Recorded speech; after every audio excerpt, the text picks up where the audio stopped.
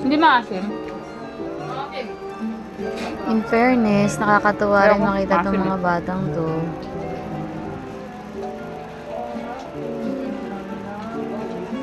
Nakita. Yan na. Wala na, ubos na. Ganito yung pagbabarkada ng mister ko eh. Tsaka ng mga tropa niya nung high school pa sila pag nakatambay sa bahay ng ganun pa. Nakakamiss naman. New generation naman ngayon. Masarap ng kain nila ng mangga. Sarap. Tamang tambay sila kasi nandito sa akin yung bagong alamang.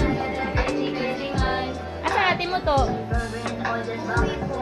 Babalik yun.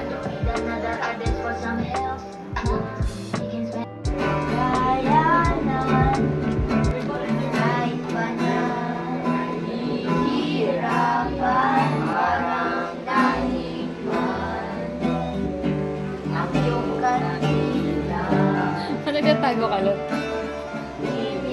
Ay wala.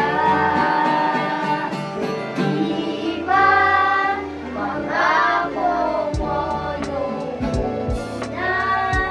Iwalay inagdan. Panahon sa susunod na habang